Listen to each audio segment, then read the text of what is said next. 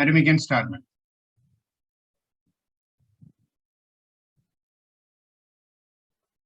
Okay, a very good evening to all dear members, respected teachers and dear friends. Welcome all to our monthly clinical academic meeting. Hope all our dear members and family are all doing good and good health. All of you please stay safe, healthy and blessed. And coming to our today's academic meeting, let's welcome Dr. Tarjani Dave from LVP Hyderabad. She's a great teacher, great academician and a superb orbit and oculoplastic surgeon. Warm welcome, ma'am, to an academic meeting. And all of us are eagerly waiting to hear from you. And most of us are in a dilemma when we see a patient with thyroid ophthalmopathy. What next? How to go about it? Whether to treat, whether to refer, whom to refer. And I'm sure madam will be enlightening us all about this. Warm welcome, ma'am, again. Let me also welcome Dr. Anju V. Chandran, Oculoplastic Surgeon at Comtrust Eye Hospital. She's a new member to our family. Welcome, Anju, to Boycott Ophthalmic Society as well as to our today's monthly meeting. And I request Anju to take over and to moderate this session. Thank you. Good evening, everybody.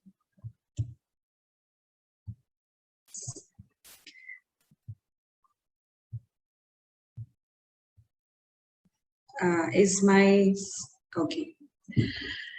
Warm welcome once again to all of you. Thank you, ma'am, for the introduction. I'm honored to introduce the speaker of the day, Dr. Tarjani. She is a full-time faculty and the Associate Director of Ophthalmic Plastic Surgery Services at the prestigious V Prasad Eye Institute, Hyderabad. She's also a visiting consultant at the University of Rochester. To talk about her accomplishments in the field of oculoplasty, one would have to go on and on and on the entire evening. So to put it in short, she's a clinician, surgeon, teacher, and researcher par excellence. She has mentored numerous oculoplastic surgeons and has 60 plus publications in peer-reviewed journals and textbooks to her credit.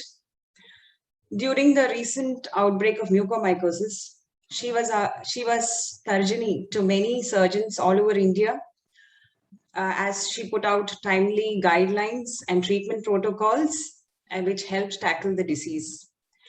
Thank you, Dr. Tarjani, for joining us today. We're looking forward to a great talk from you. And we shall also have a short question and answer session at the end of her talk. So I request all the members who are listening to this talk as well as postgraduates, please do put in your queries in the chat box and we will address them. Thank you, and over to you, Dr. Tarjani. Anju, thank you so much for the introduction. I hope I'm clearly audible. Yes, you are. Right. So thank you, Dr. Sujit and Dr. Vijay Lakshmi and the entire Ophthalmic Society at Kozhikode for having me. I'm Tarjani Dave, like Anju mentioned. I am not the Associate Director of the Ophthalmic Plastic Surgery Service. That is Dr. Swati Kaliki, who's an ocular oncologist. I'm actually the Associate Director for the campus. So a little bit of correction over there.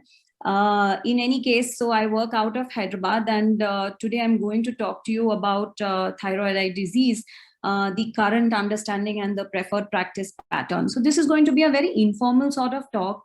I wouldn't mind at all if people want to stop me when I'm going faster, and if there are concepts that you want me to go slow, or you want me to sort of do the concept, I'd be more than happy to do that. So just stop me in between. It's a very informal, closed group, small meeting, and I'm very happy to be doing this. I would have loved to meet everybody in person, but probably that's for a safer time. I do not have any financial disclosures to make, and you will see certain full face photographs of our patients for which we have the consent. I put this slide up to just show you the most interesting thing that I found in thyroid eye disease, and that's this sculpture, which is actually right outside Cambridge. And this is probably the oldest sculpture on the walls at Cambridge that can relate to thyroid eye disease with the patient's eye is looking very proptosed. So this is actually outside the orbital division at Cambridge, and I found it quite interesting. So I put it up over here. The objectives of my talk are tenfold. So I'm going to take you through these 10 points that you see coming up on your screen. I'm going to talk to you about the epidemiology and presentation of thyroid eye disease. I'm going to delve into activity and severity and how you differentiate the two. Then go into management, the different medical as well as surgical aspects. A little bit about imaging because that's important. What do we think about when we say sequential treatment in thyroid eye disease, a little bit about complications of treatment. And then if time permits, I have a few cases which, I thought would be like tickling your brain, and we might sort of go through those cases if we have time and interest left at the end of this session. So now this is one disclaimer that I have from my side. Thyroid eye disease is a lot about perspective, okay? What I see as my point of view might not always be everybody's point of view. And that is as far as science is concerned in all fields. And that's how science advances, when you have a little bit of controversy in the field. So this is just a little disclaimer from my side to begin with. Now, the first point I told you was about epidemiology. So let's just quickly go through this. So thyroid eye disease can actually be sight-threatening because of the dysthyroid optic neuropathy that can develop in certain patients. It's very disabling and disfiguring, especially the fibrotic sequel of the disease, which leaves the patients with squint, is probably the most disabling aspect of this disease. Imagine having to deal with diplopia for over maybe 3 years or something like that in your life. It makes life very, very difficult. It's essentially an autoimmune disease where you have autoantibodies targeted to the extraocular muscle and the fat in the orbit. And that is what actually produces proptosis, and at times can even compress the optic nerve, and hence it's a sight-threatening disease. Generally speaking, women are more affected than men. You'll see a lot of women come in with thyroid eye disease. And this is typically seen in the 4th decade of life when you tend to see patients. Most of them run a very mild course. However, like I told you earlier, about 3 to 7% can develop sight-threatening disease, which is in terms of compression at the apex posteriorly. Even though women are more frequently affected, men tend to take the worst aspect of the disease in terms of severity. They have very severe disease and are more likely to have sight-threatening disease. If you look at Asians as compared to Caucasians, then you would realize that Asians tend to typically have lesser severity of the thyroid eye disease. And you'll see this in the case examples as they come by.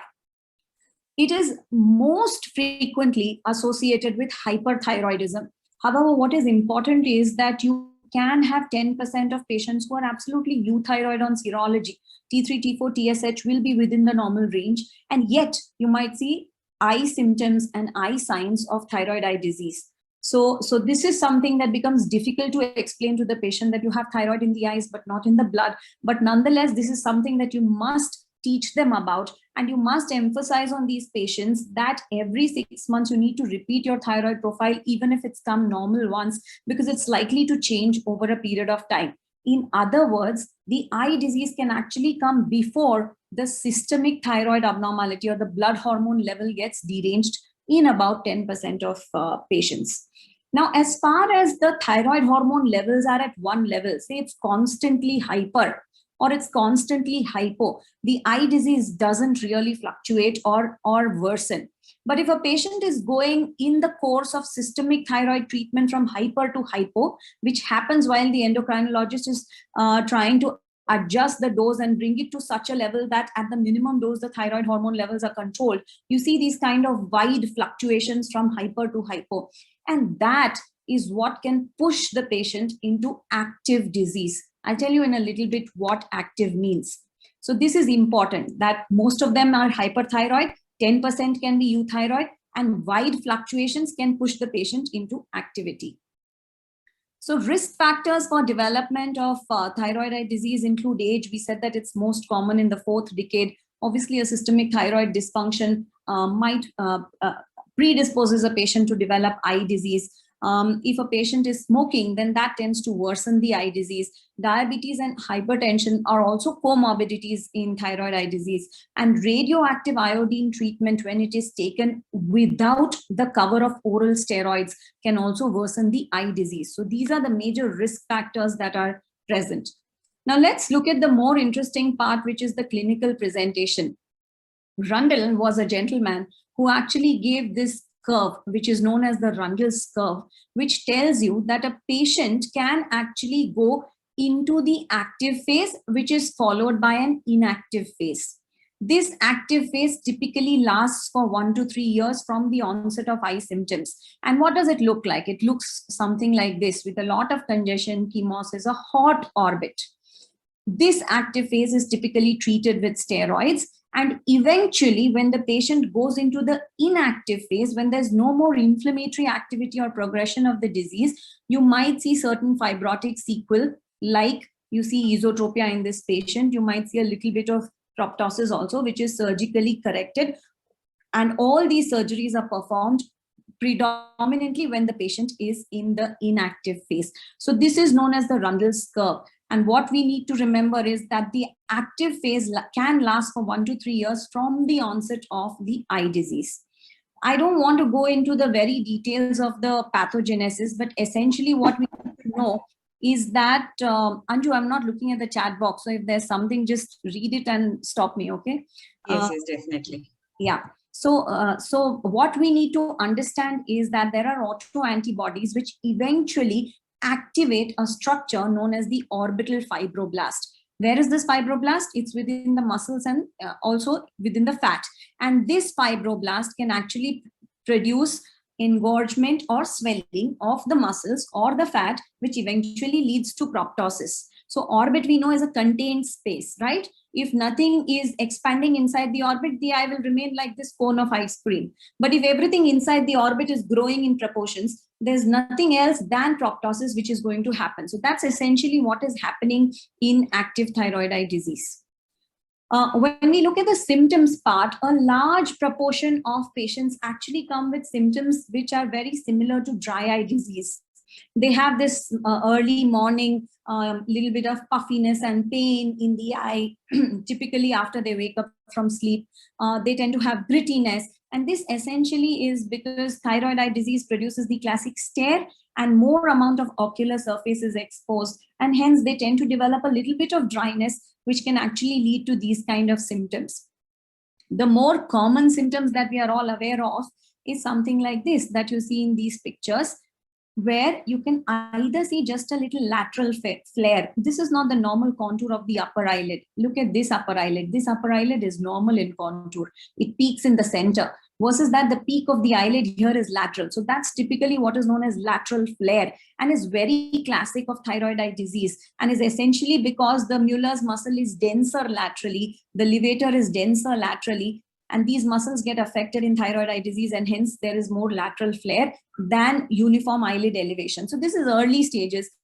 And eventually over a period of time, you'll start seeing varying degrees of upper eyelid retraction. However, it's not just the eyelid retraction, it's also a lid lag in down gaze.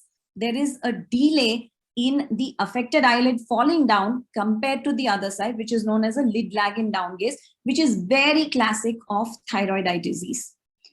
If you look closely at these patients, then you will realize that the retraction can be only of the upper eyelid or only of the lower eyelid or bilateral. Upper as well as lower eyelids are getting retracted.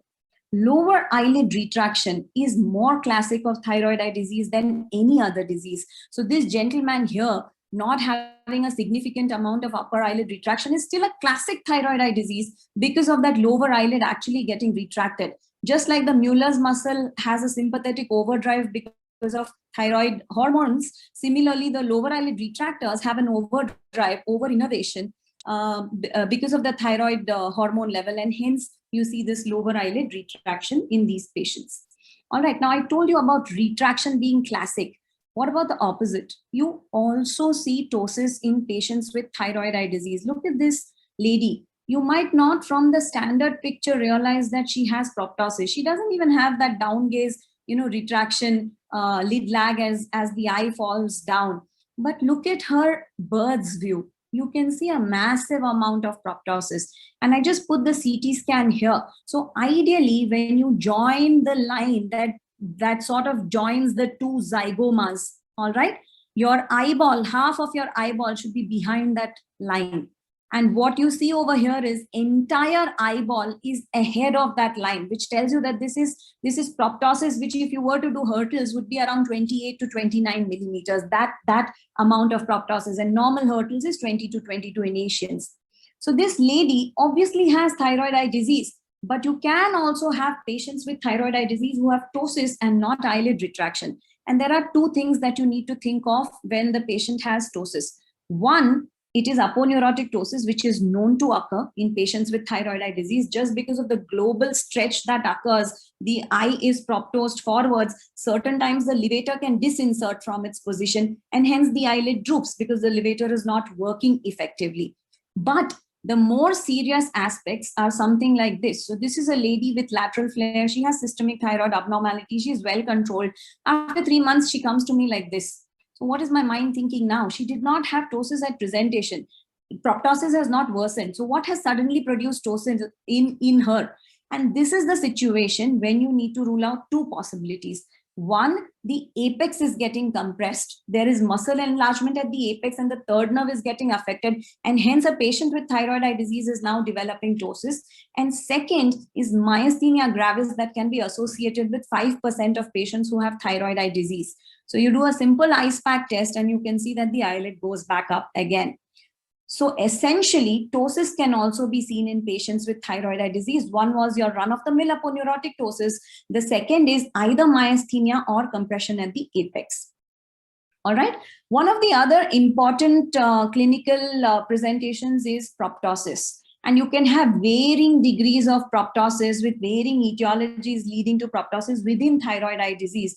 And typically for the sake of management, we tend to classify them as extreme proptosis where you have hurdles values like 29, 30 or more, compressive optic neuropathy associated with proptosis where posteriorly the nerve is getting compressed, certain times congestive orbitopathy, just remember this term right now, we'll discuss it later, and at times mild proptosis, which is referred to as cosmetically disfiguring proptosis. You don't really need to remember the terms as I've listed them, but just to tell you that there are different grades of proptosis, which are sort of, there are different kinds of terms used to introduce that proptosis.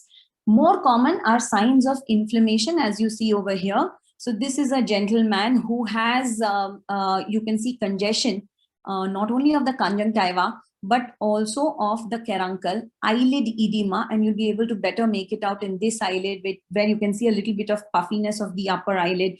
Certain times the entire lower eyelid can have a large amount of puffiness and can have this kind of fluid bag, which is known as a festoon. Obviously, you might see some amount of chemosis, signs which very, very much are like those of a hot orbit, like orbital cellulitis, restricted ocular motility. However, one of the classic things in thyroid eye disease is this caruncular edema and congestion that you see over here as well as here.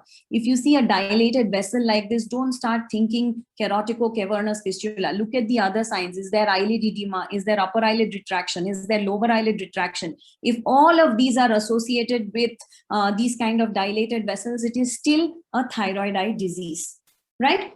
So we've discussed the epidemiology, the risk factors, and the clinical presentations that you're likely to see. Now, this is the part that requires a little bit of focus.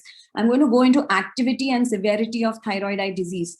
While I do that, this is a busy Rundle's curve. Just stay with me as I explain every curve to you. I told you earlier that the disease has an active or a dynamic phase. What do we mean by that? There is fluctuation in the amount of inflammation, eyelid edema, proptosis during this active phase, and hence it's known as dynamic phase.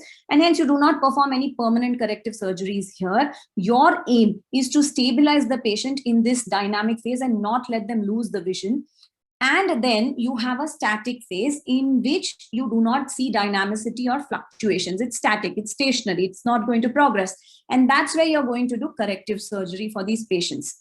Now, what essentially is the goal of treatment in these patients? If this is the height of activity that a patient is going to have, you want to introduce treatment such that you reduce that height, or you reduce that peak, or you reduce the severity of those symptoms.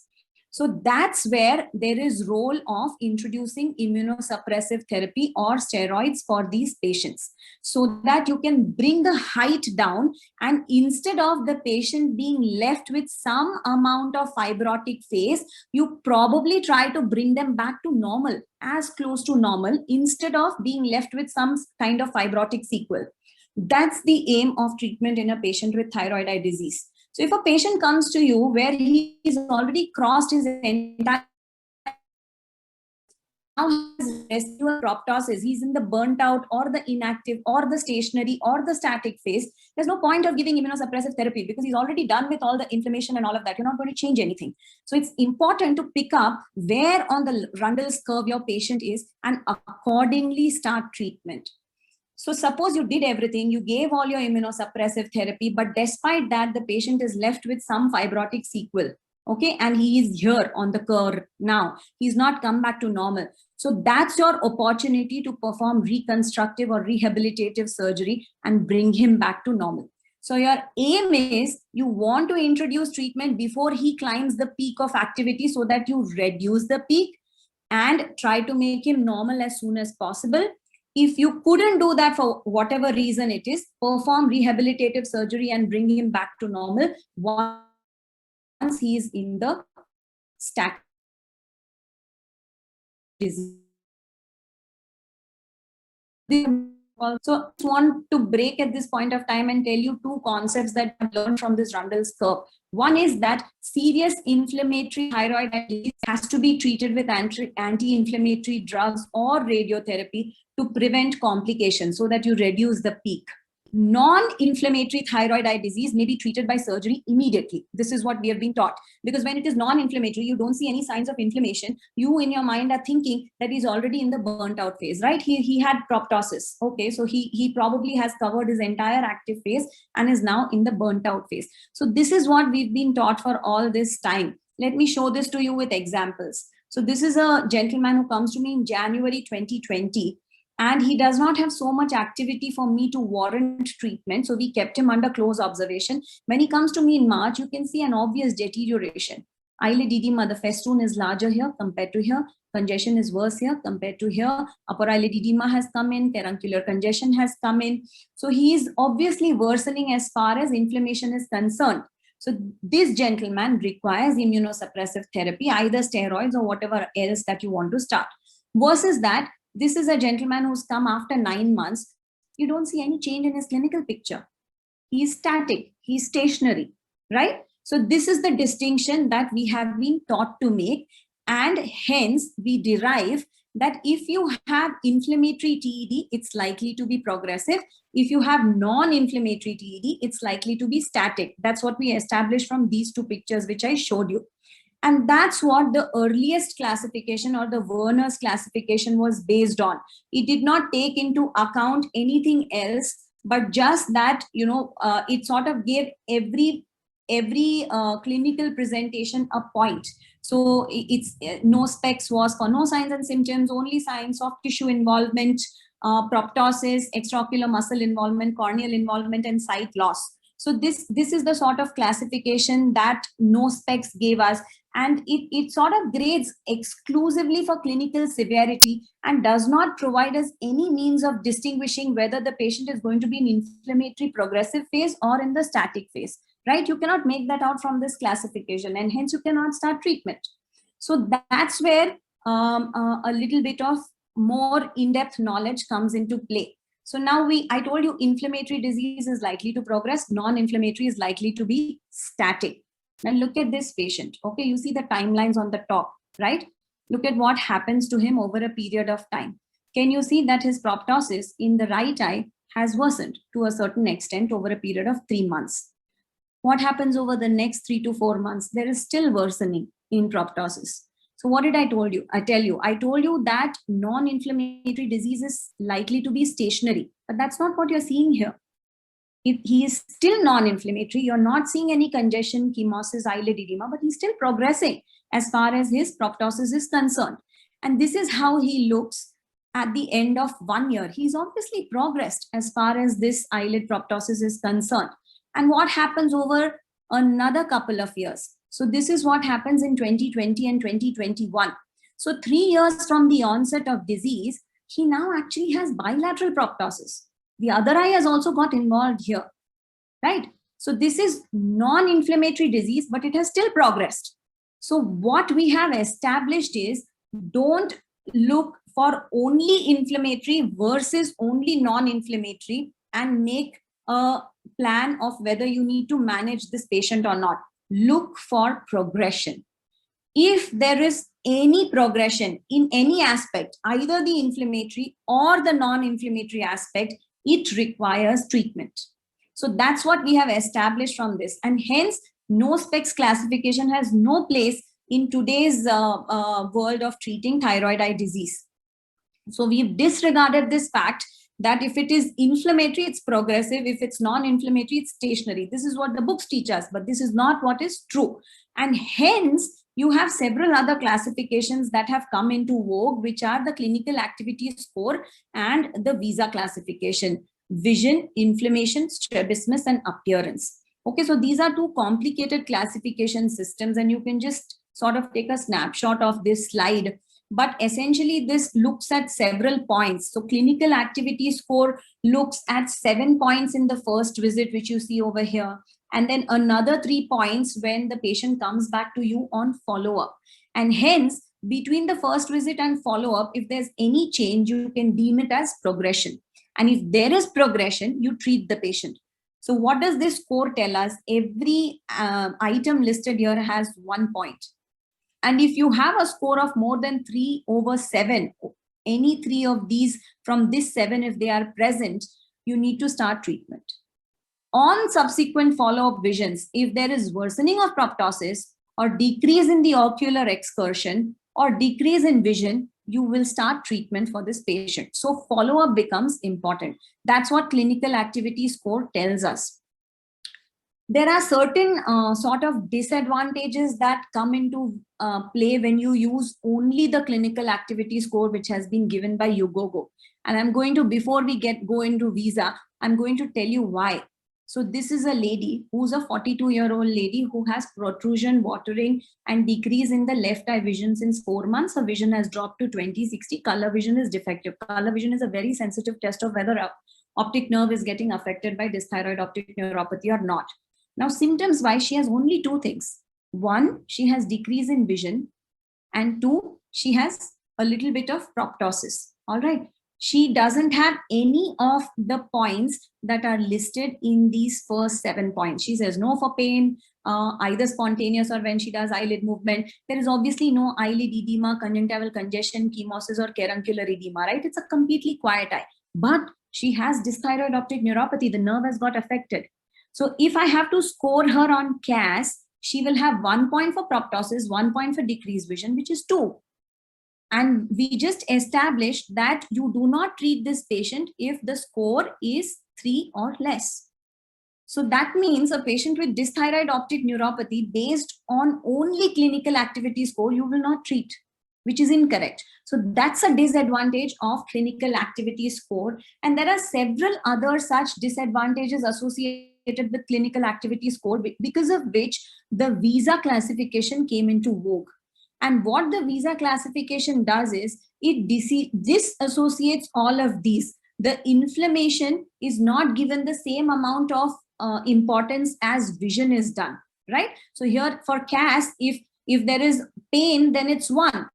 If there is proptosis, then that's also 1, which is incorrect. Vision is more important than patient having just pain, and you cannot determine what the patient has pain because of. They might have pain because of dry eye. They might have pain for another reason. So that is something that is negated when you use the visa classification system. And also the visa classification system has several other advantages, like, sometimes congestion can be a very difficult thing to elicit. A patient might have congestion, and then your optometrist has instilled Tropic Acid Plus, and the phenylephrine makes the congestion go away.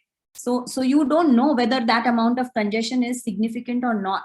So what visa does is it actually classifies your congestion and chemosis into multiple grades, not a binary absent or present. It's 0, 1, and 2 as you look at chemosis over here. So it helps you better classify the amount of inflammation, and it gives more importance to vision and strabismus also, and doesn't give inflammation and vision the same amount of importance. So how to classify a patient on visa is something that we will not go into, but I just want to tell you that these are resource materials which are readily available. You put up visa classification, you'll get the entire questionnaire or the entire pro forma online, and you can use that to classify your patients. But essentially, to tell you, visa gives you a better outcome as far as activity of the disease is concerned, whether the patient is in active disease or not, which primarily revolves around inflammation. When you talk about severity of the disease, severity takes into consideration other factors such as the vision of the patient and the quality of life of the patient. So disease severity is something which is graded as mild, moderate, and severe. So activity is primarily for inflammation. Severity gives you an overall picture of vision, proptosis, quality of life, inflammation, everything together. And hence you need to look at both. If activity is there, you need to treat with immunomodulators. The severity based on mild, moderate, and severe, you will sort of strategize a treatment plan. It's very obvious that if it is severe disease, you're going to go in an all guns blazing manner. You'll deploy everything that you have in your armamentarium to control that severity, right? So that's the distinction that has to be made between activity of the disease and severity of the disease. And severity can be mild when you have very minor eyelid retraction, proptosis which is less than 3 millimeters, no diplopia affecting the patient's life, no corneal exposure or minimal corneal exposure which is responding to your lubricants. However, if this starts getting more in severity, like retraction increases, proptosis is more than 3 millimeters, or the patient is now complaining of diplopia, which is not allowing him to do his work, it becomes moderate, and you're going to have to do something for that diplopia and for the progression of the disease. And obviously, severe disease is when you have dysthyroid optic neuropathy and when you have microbial keratitis. This is an absolute ophthalmic emergency. So that is what severity helps you do. It helps you think of a management plan in a wholesome way versus activity, which only tells you where on the Rundle's curve the patient is. Is he at that point where activity is beginning, and should I introduce immunosuppressants or not, right? Now let's talk a little bit about management. So this is a very busy slide, but I just sort of want to drive home the point that when the disease is mild, there's a lot of background work that you have to do. You have to check if the patient is smoking and ask him to stop smoking because it worsens the thyroid eye disease. You can give them lubricants for all the ocular surface grittiness and dry eye symptoms that they may have. If they have eyelid retraction, you can treat that by temporary measures. And you can also give them painkillers. You can give them several things that improve their quality of life. Once you are in the zone of moderate to severe disease, that's where intravenous methylprednisolone comes in. And eventually, if you do not have response to intravenous methylprednisolone, you may need to add on other drugs, other immunomodulators. You may need to add on radiotherapy. You may even need to consider surgery for these patients. Once they have come out of the active TED and are now in the inactive static stationary phase, you can perform all kinds of surgeries to bring them back to looking normal. So this is the broad guideline for the patient who comes with mild disease, where all of this can be done. You can also give them sort of a propped up position at night, because head elevation will ensure that fluid doesn't collect in the head, face, neck region, and that reduces the symptoms to a large extent. You can use Fresnel's prism for diplopia, which is fluctuating, right? This is the active phase. You're going to see fluctuations. There's no point of doing any permanent surgery. In the moderate to severe category, you start with methylprednisolone. This is the kind of outcome you'll have with methylprednisolone. You're going to bring down the amount of chemosis, congestion, inflammation within the orbit with IVMP.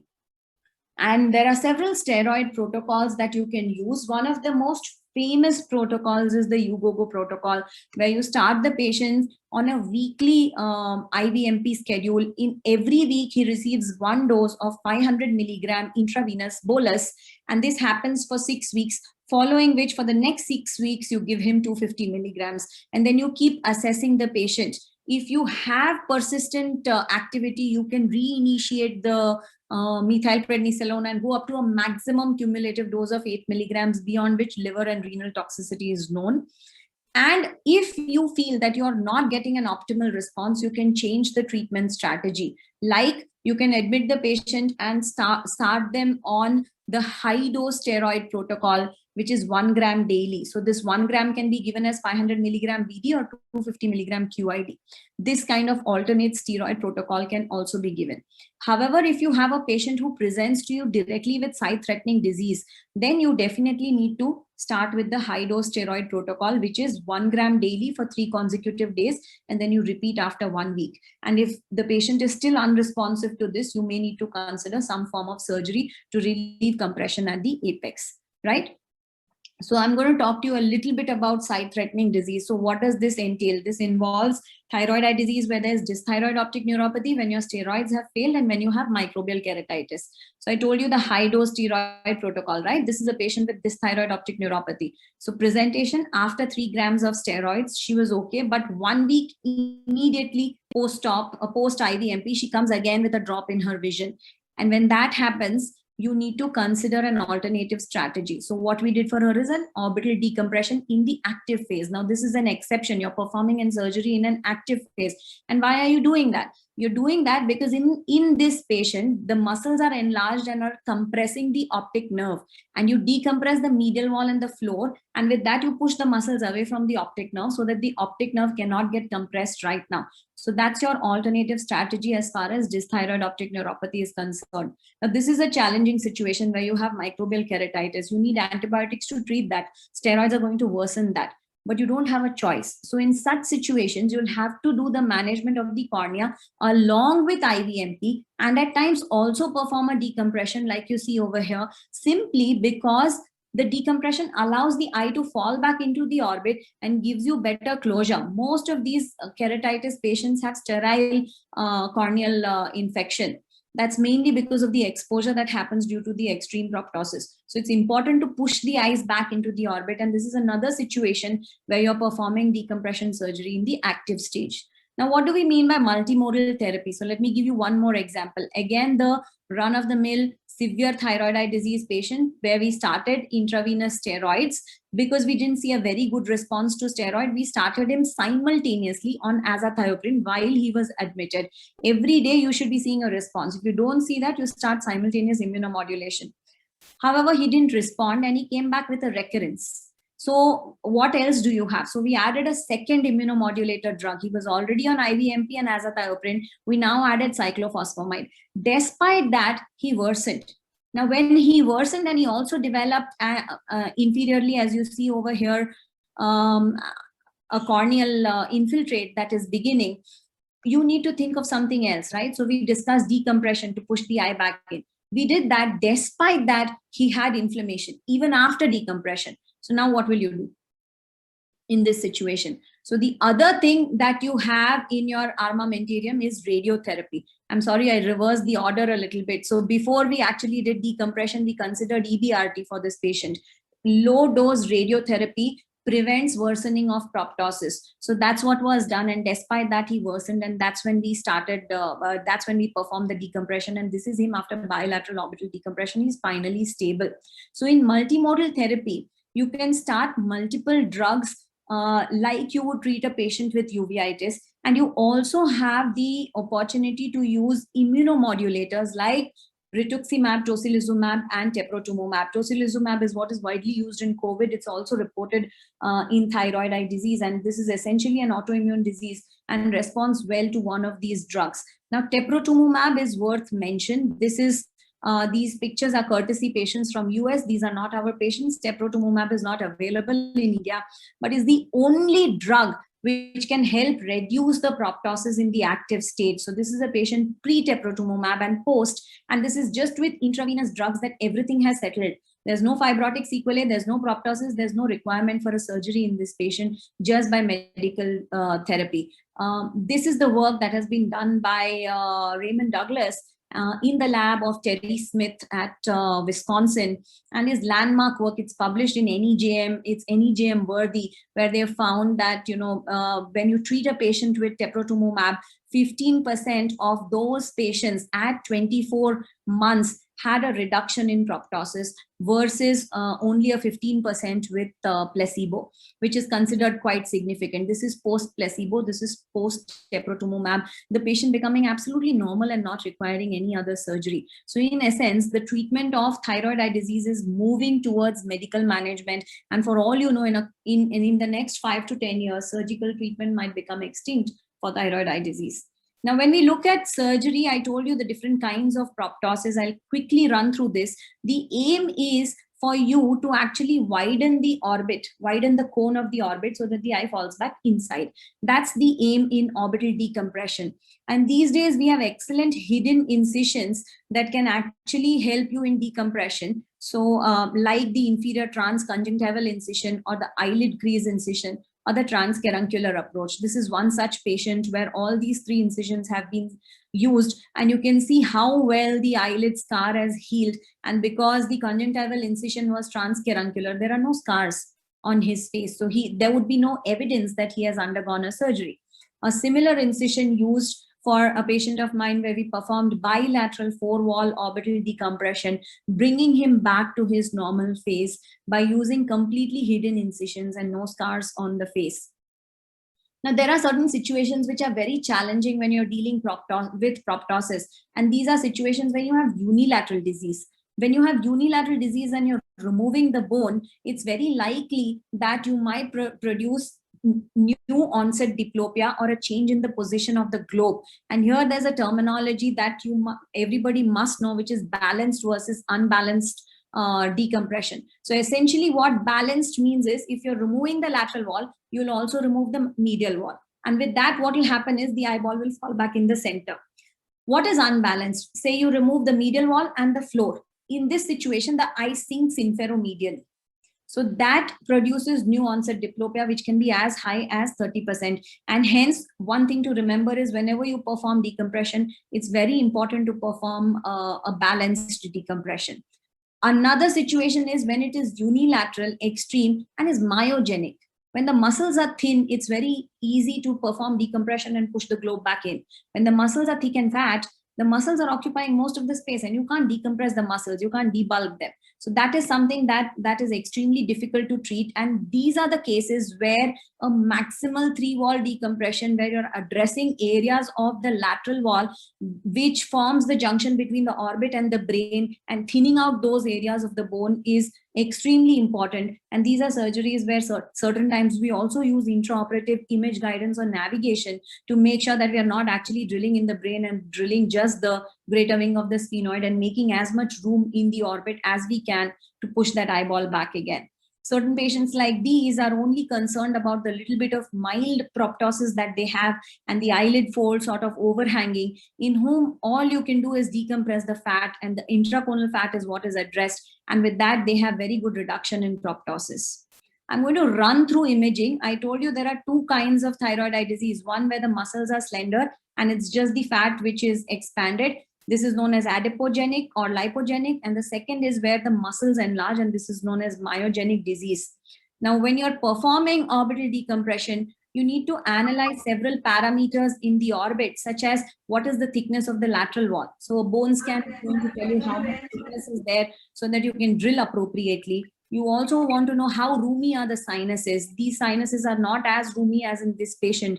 When the sinuses are roomy and you decompress the orbit, obviously you have a greater result in reduction in proptosis. You also want to look at different areas of the bones and where you're going to drill. Like, for example, this is the basin of the IOF or the bone in the inferolateral orbit. This is quite thick. Drilling this is going to give me a lot of space to push the fat in there, versus that this is very thin. I'm not going to get that much amount of space. Certain people have what is known as shallow orbit. So these 2 lines are actually going through the anterior and the posterior part of the lateral wall. And look at the depth of the orbit. This patient has extremely shallow orbit. When the orbit itself is shallow, reduction in proptosis is not very optimal. A little bit about sequential treatment. So essentially we said that you treat a patient in the active phase with immunomodulators. Then for residual proptosis, you perform decompression, then you consider correct. After this, there is any residue in eyelid retraction, then eyelid retraction is addressed as the last step. So decompression, squint surgery, and then the eyelid. That's the order in which we operate the patients. Now, when you have eyelid retraction, this is a patient who is in the early phase of her disease. And remember, I told you she could still be progressive, even if she is non-inflammatory. So at that point of time, you don't want to perform any permanent surgery because you might have fluctuation in the disease. So what can you offer? You can offer a simple botulinum toxin injection in the eyelid, which is a 2-minute office procedure and helps correct that eyelid retraction. Versus this is a patient who is now in the static phase, has gone through the entire active phase. Now you would offer permanent treatment to him for eyelid retraction. And this patient first underwent decompression to bring both the orbits at the same level. And after that, a right eye LPS recession to bring the eyelid down and match both the eyelids. So this is how you would treat sequentially a patient with eyelid retraction. Just one complication of the surgeries that we do that I wanted to mention. We are very heroic in performing these surgeries, but at times you have to be extremely accurate and precise. Why? When you perform a medial wall decompression, you can sometimes rupture the cribriform plate and give direct access for the air to enter the brain. And you have what is known as this Mount Fuji sign, and that is pneumoencephalus. There is air in the orbit which can actually produce coning within minutes and is an absolute emergency. You need to drill a hole in the patient's skull and let all that air come out and fix the defect that you have produced in the medial wall of the orbit by several means. So in essence, when you have active disease, you're thinking on lines of inflammation and you want to introduce steroids, immunomodulators, radiation, and if there is compression over the optic nerve, then decompression in the active stage. However, if you have a patient who has now successfully gone into the inactive phase but has some fibrotic sequel, like say for example proptosis or diplopia from anisotropia, or eyelid puffiness which is left over, then those are all treated with surgery and which is done in a sequential fashion. Okay, so that's where I stop. These were certain cases that I have, but I think I've spoken for a very long period of time. So we leave the cases and the discussion and probably go to Q&A directly. Yeah, thank you, Dr. Tarjani. That was such a lucid presentation on the topic. We do have a couple of questions. One is, shall we go ahead? Yeah, please. A question is, a diabetic patient who's a diabetic with chronic kidney disease with unilateral severe proptosis without lid signs.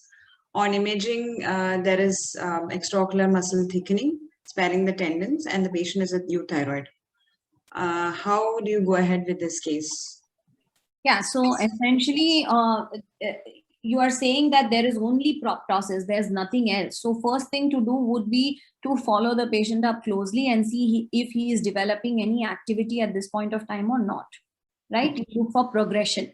So you have baseline values. Now you call the patient again back after 6 weeks and you have values again. If there's any amount of progression, either worsening of vision, worsening of proptosis, worsening of the inflammatory signs, or worsening of the extraocular motility, then you need to consider treatment. Now, treatment here is going to be tricky because of the kidney disease. So essentially, you need to bombard this patient with steroids if there is progression. So if you have kidney disease, you will need to take in to consult the endocrinologist as well as a nephrologist and then plan an appropriate steroid regimen for this patient. If this patient remains stable with proptosis, there's no worsening, then you don't need to do anything. Just give him lubricants so that the ocular surface remains protected. Keep following him up. And once he reaches the quiescent stage, you keep following up to understand that there's no progression. And once he's stable, then after some time, maybe after 6 months, 1 year of maintaining that stability, you can consider an orbital decompression to reduce the proptosis. Say if this patient comes to us with a history of progressive proptosis, then the management would be different, right? Correct. So if it's only the proptosis which is worsening, okay, there's no extraocular motility change, there's no diplopia, there's no other issue that's coming up, there's no inflammation, you can still withhold treatment because he's a high-risk case, he's diabetic, you don't need to give him steroids. Suppose with the worsening of proptosis, he develops a decrease in vision. then for this patient, that's going to be your threshold to treat him, because vision is something you cannot compromise with. It's a non-negotiable. But everything else you can sort of compromise with in a setting of a high-risk patient. Okay. So the next 8 grams of cumulative steroid is sort of calculated over the entire treatment period. Now, this is again an issue because, you know, the steroid has a half-life. It is washed out from the body. So all of us have been told this, that 8 grams, 8 grams, 8 grams, but it is washed out, right? So it really doesn't make sense. But things that enter the textbook take about 25 to 30 years to go out of a textbook. So unfortunately, we are in that period where it's not gone out of the textbook. So in my opinion, if a patient requires steroid at the end of 6 months of having received 8 grams steroid, I will still go ahead and give it. Okay. Because his body has already washed out the earlier steroid. It's not that the steroid is accumulating in the body, right? Yes. We have a question. In case of diabetic patients, instead of IVMP, what other alternative? So you can start these patients on azathioprine. You can start these patients. Cyclophosphamide is very toxic. So azathioprine or methotrexate would be the top two that I would go for. Rituximab is an excellent option, again, for these patients, but is very expensive. So it's about, 80,000 to 1 lakh per dose. And you typically tend to require 2 or 3 doses of rituximab at an interval to sort of bring quiescence. And rituximab, again, like steroids, has a half-life. So after you've given it, its effect will wear out in a period of 6 months, year, something like that. And you might need to repeat it if the patient is still in the active phase. Okay, so like for IVMP, we have a protocol, 6 weeks of 500 mg. Like that, do you follow for azathioprine and cyclophosphamide? Once you start azathioprine, you typically will continue it for at least 6 months.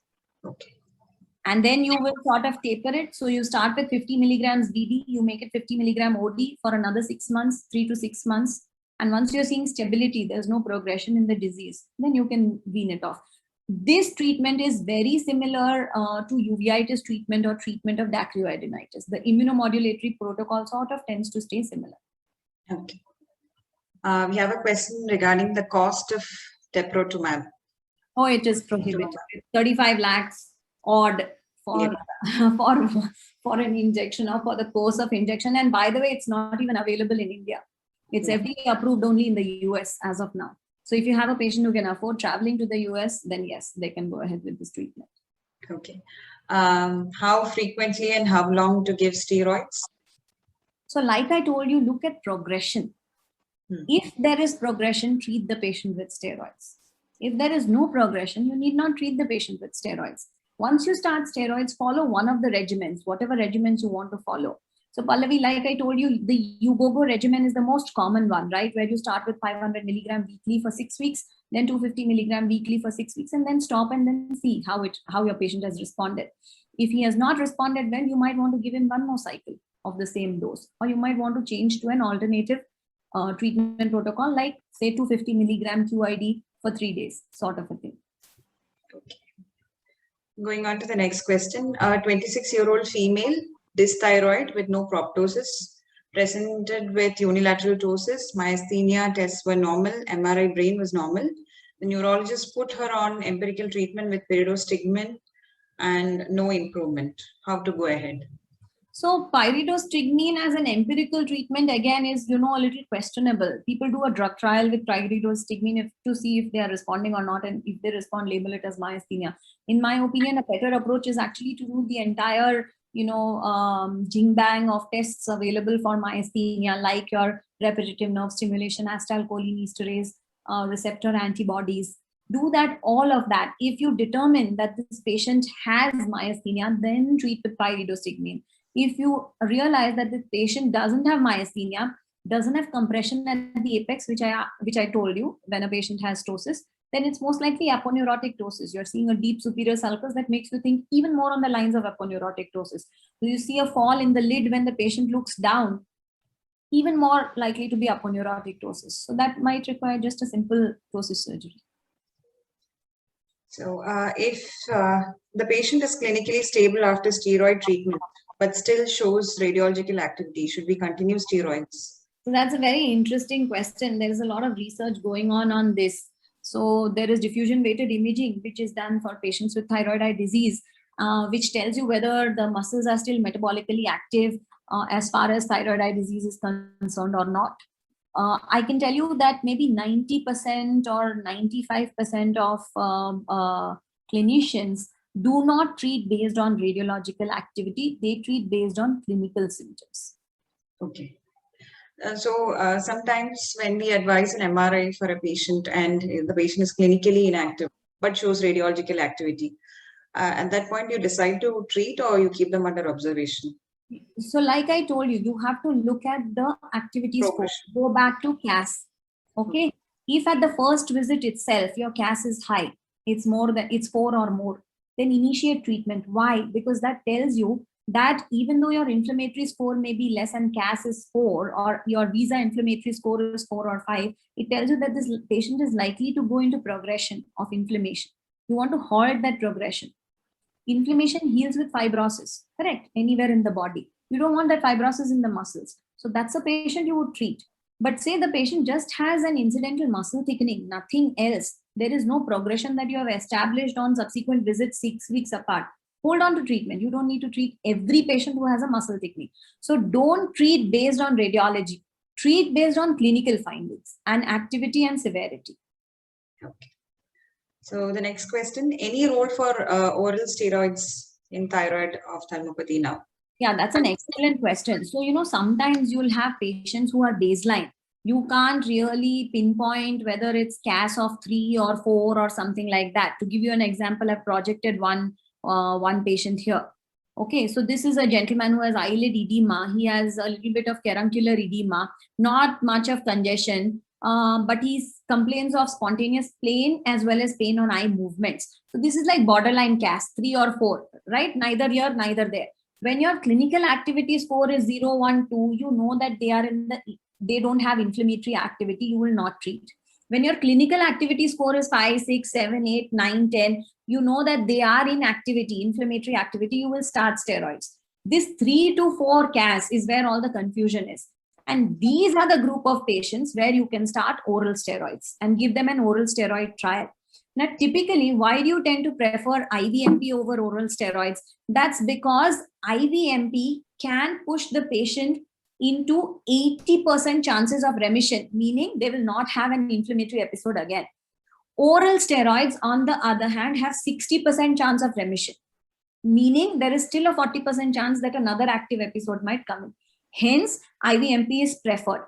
Other than the obvious things such as systemic toxicity is much less when you give pulse intravenous steroid versus oral steroid.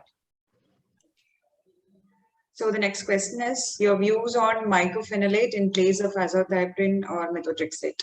Yeah, that's again interesting. We don't have much experience with mycophenolate. I especially do not have much experience. A large proportion of patients we see are very, are not affording, and hence Elcept is something that is not large in my practice. So I wouldn't be able to answer that. But from what I've heard from colleagues, it probably works very well. The group at Cambridge is very high on mycophenolate mofetil, and you can probably connect with Rachna Murthy there, who will be able to help you out better. Okay. Another question would be, what other tests do we do in a suspected thyroid eye disease patient with normal thyroid function tests?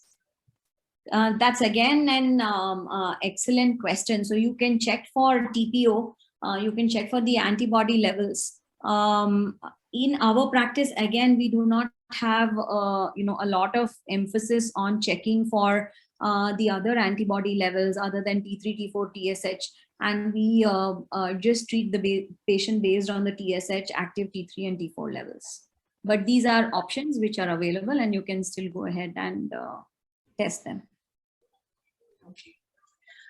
We have a question. Would you modify your treatment in any way if a patient with severe TED has glaucoma? Oh yeah, that's an excellent question. So here again, you are fighting a battle on two fronts. You need steroids, and at times steroids can worsen the glaucoma.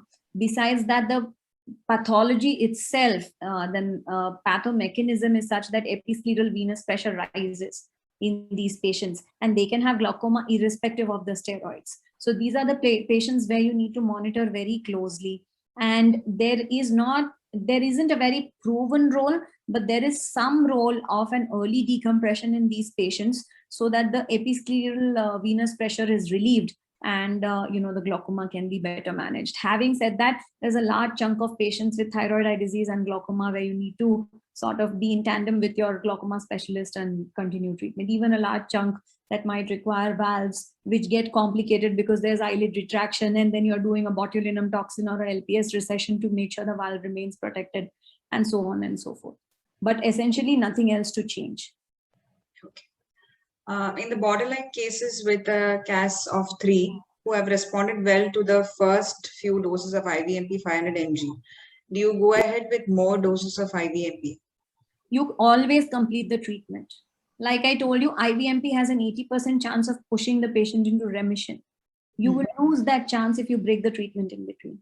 Okay. Yeah. Do you follow any protocol for the follow-up part of it, like for mild, moderate, and severe, or is it charted according to each patient and their presentation? Yeah, it's largely tailor-made, but then essentially, when you are at a stage where you are trying to establish what is the progression, right? Like you want to see the patient every 6 weeks. Once you've established that there's no progression by a couple of visits, then the follow-ups can be, delayed like 3 months or 6 months or something like that. This is for a patient who falls in the mild category. For a patient who falls in the moderate category, again, first visit, then 6 weeks later to see what the progression is like. No progression, you can still observe. However, a patient with severe disease, those are the ones like those with dysthyroid optic neuropathy, you've treated them with steroids, you want to see them at the end of 1 week to see what's happening with vision. And based on that, you can, sort of tailor your treatment. It also largely depends on what the patient wants. If a mild and moderate disease patient is completely not bothered by their proptosis, they are okay with the way they look, then they really don't require much treatment other than maybe once in 6 months a checkup to see that the vision remains stable. And these patients are very intelligent. They'll come to you telling you that my vision has dropped. Many times they'll be 20/20, but their color vision has dropped. So those are small pointers which they pick up because the quality of vision gets much, much more affected than the quantity of vision. Okay. The next question is a question that I had to ask too. Since there's a very high threshold to use of radiotherapy, do you use radiotherapy as a first line with steroids in moderate to severe cases? I don't actually. I use radiotherapy as a rescue measure.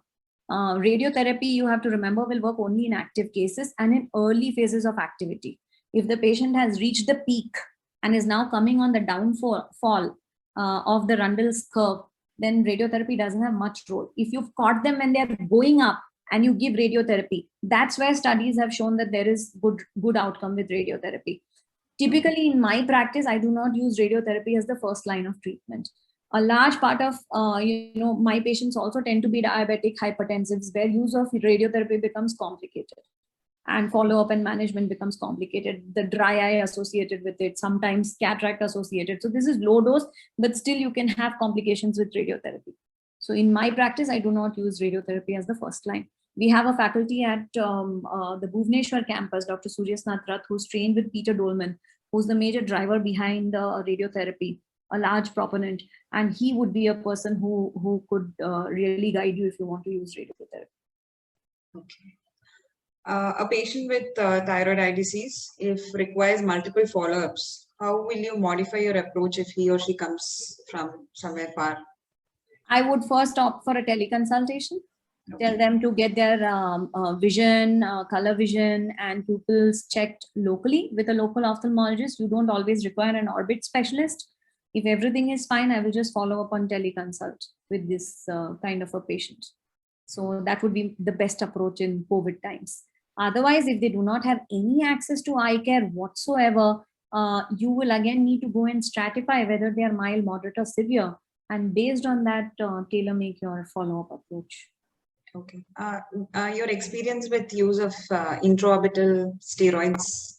Oh, again, an excellent question. So there are certain cases that I've had, like a lady who during her pregnancy developed active thyroid eye disease, and we were in a quandary as far as IV steroids is concerned. So for her, we have used intraorbital steroids. So that's one indication. A couple of patients who will have this lingering pain in the orbit, all attributed to thyroid eye disease, a little bit of eyelid edema. but not something that, is in the level of inflammatory scores of 3, 4 or above, lower inflammatory scores, but they still have some eyelid edema, some pain. Those are excellent choices for intraorbital steroid injections. Okay. Any more questions from anybody? One last question from me. What's the first modality that you would advise, a CT or an MRI for thyroid eye disease? Well, if patients would afford MRI, definitely. But again, like I told you, CT is very handy, very quick. Much less, patient cooperation required. So very frankly, in our practice, it's almost 99% CT, unless and until we have something specific to look for in the muscle. And then we'll advise an MRI. Like say, for example, they require a squint surgery following all your decompression and all the works that you have done. Then obviously an MRI, because it helps the strabismologist plan the surgery better. Okay. What is the dose for intraorbital steroid injections? What and how to inject? Kenacort is what is used, triamcinolone acetonide, 1 ml. So you have 40 milligram per ml. And a safe quadrant to inject is the inferotemporal quadrant. And regarding intralesional steroids for eyelid retraction, how do you go about it? Yeah, so you have two options, botulinum toxin, again an excellent question, or steroid injections. So you need to figure out what is it that is producing the eyelid retraction, right? There are several mechanisms to eyelid retraction. So if you have a patient who doesn't have, or rather say who has variable eyelid retraction, right? While you're examining them itself, you're seeing the eyelid is going up, coming down. What do you attribute that to? When there's variability, it's because of the Mueller's muscle, right? Because there is increased sympathetic supply to the Mueller's muscle, which is varying with the circulating amount of catecholamines. And that circulating amount of catecholamines changes in a person who has active thyroid eye disease many times. So if you see variable eyelid retraction attributed to Mueller's, in those situations, paralyzing the Mueller's with botulinum toxin is a simple approach. However, if there is a patient with eyelid retraction and you're seeing inflammation around the SRLPS on your scan, a bulky muscle, then that swelling can be reduced by steroid injection. So those are the patients where instead of Botox, you would opt for steroid injections. Typically, these injections are given, there are two ways of giving it, two schools of thought. Some people who directly inject the steroid into the belly of the muscle by using a 1/2 inch needle. I told you that it's 1 cc which is injected, and you go directed towards the roof of the orbit with an 1/2 inch needle and aim to sort of inject your steroid around the SRLPS. That's one. There's another school of thought where people inject it like how we inject botulinum toxin for thyroid eye disease, where the eyelid is everted over a Demar retractor, and at the upper border of the tarsus, you go and leave the depot of steroid. These are two ways of injecting steroid. And if you are to inject the botulinum toxin, the sites of injection? So botulinum toxin, when you just want to produce a little droop in the eyelid, is typically injected at the upper border of the tarsus by everting the eyelid. Botulinum toxin, if you inject into the belly by using 1/2 inch needle, you'll produce complete ptosis. So that is many times what we do in chemical tarsorrhaphy, as it is called, right? When a patient has a non-healing corneal ulcer, a paralytic sort of eyelid, right, where there is like ophthalmos eyelid is not closing. Those situations, when you inject in LPS, remember in the belly, it will produce complete ptosis, which is not what you want. You want a cosmetic correction, right? So you inject at the upper border of the tarsus. We have one more question in the chat box. A person who's already undergone a premature orbital decompression elsewhere comes to you and you find there's still some disease activity. How would you approach the case? As thyroid eye disease patients tend to do a lot of doctor shopping. Yeah, that's again an excellent question, Ruhi. So here what remains is to understand that whether there is residual disease activity and whether the decompression was done in the active phase or it is reactivation of disease. 5% of patients are likely to develop reactivation of thyroid eye disease, which means they've gone through the activity phase, they've come down. You are thinking that they are on the downhill and hence they will come back towards the normal, but they shoot up an activity again. That's reactivation, right? So if it, in either case, if there is a patient who still has some amount of activity, your idea is to hold on to any corrective surgery till he reaches stability. Once he reaches stability, you will have to re-image this patient, see what areas were drilled, what is the amount of residual proptosis. Are you going to be able to correct that proptosis further by drilling further areas? Situations where, you know, like I told you, maximizing on the lateral wall, that image that I showed you, where you go and decompress the sphenoid door jamb, the basin of the inferior orbital fissure, and create a large sort of, you know, decompression effect in the lacrimal keyhole. This particular picture. So you maximize on the lateral wall, and that will help you reduce the proptosis in these patients, in these kind of patients, once they are again in the quiet phase. Okay. Any instance where you have had to go against the order of surgeries in thyroid eye disease? Well, not I had to go against, but what is in vogue these days is one-step surgery. Okay. Where the eyelid component, that is these kind of fat bags, say for instance, as well as the proptosis, are all treated in one sitting. Okay. So it's difficult to imagine whether a patient who has proptosis, and when you decompress him and the proptosis resolves, what will happen to the eyelid? Is this eyelid retracted only because mechanically the globe is forwards, and when you bring the globe back, it will fall back in position? Or is this eyelid retracted because there is scarring and fibrosis around the SRLPS? Okay. So that is something that you can establish with the help of imaging, especially diffusion restricted images. They can tell you whether there's fibrosis and swelling in the muscle or not. And if you can do that sort of imaging preoperatively, and you determine that yes, there's fibrosis and scarring in the muscle, this eyelid is not going to come back again. So you can combine decompression along with eyelid surgery. But typically strabismus surgery is not what is combined, because you don't know where the eyeball will end up after your decompression. So that's something that's always done sequentially. Again, not every patient requires a strabismus surgery. Okay. Say if a patient who has his main complaint is strabismus, that the eye is stuck in a down gaze, and he's not bothered about proptosis. In that case, then we go ahead with the strabismus surgery right away. Like, do we consider this complaint first? So just like we establish baseline and look for progression, the strabismologist will do the same thing. Okay. They will typically examine the patient, do all the readings that they do, all the prism bar cover test and everything, the degrees of exotropia, esotropia is measured. They typically tend to call the patient back after 3 months, look at what has happened, establish the baseline, and then treat that. Okay. We have another question. Do you think injecting steroids intraorbitally around the muscles which are involved more is better than fixing a quadrant for it, like introlaterally? Possibly, but I really don't have that much of experience. Again, intraorbital is typically from the safety point of view. Any injectable in the orbit, you typically tend to go in the intraorbital quadrant, primarily because all you have there is fat. There are no neurovascular bundles, unlike the other areas of the orbit, where, you know, especially if you have a myogenic disease like this, everything is overlapping the other structure. So that's the only thought with which you sort of inject a depot within the orbit. So you can go and inject in the quadrant where you feel the muscle is involved, as long as you're confident of the technique and you know that you're not going to produce side effects. Okay. Any more questions from the audience? I think, yeah. So thank you again, Dr. Tarjani, for such an excellent presentation and a beautiful discussion following that.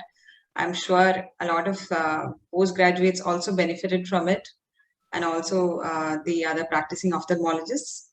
Now, over to Sujit, sir. Yeah, thank you. Thank you, Anju. Thank you, Dr. Tarjani. It was a wonderful talk. I preferred to stay silent and hear everything because I have not heard a good thyroid topic in the last many years. And I'm sure many of us who have attended this meeting has not listened to such a good talk. It was a very good talk. You were so confident in all the answers you have given. I'm extremely happy that we had a lot of questions in the chat box. Thank you, Anju, for taking up all the questions and moderating the session very well. I'm extremely thankful on behalf of Orbital Ophthalmic Society to Dr. Tarjani Dave, who spent her valuable time with us today and teaching us one of the very simple topic, but very complicated one. And it's not everyone's cup of tea. So thank you very much for being with us today. And Vijay Lakshmi madam, anything else we want to? Such a wonderful talk, no? This dry topic so nicely that there is lots of participants hearing to you, ma'am. Thank you. Thank you And so lots of much. queries.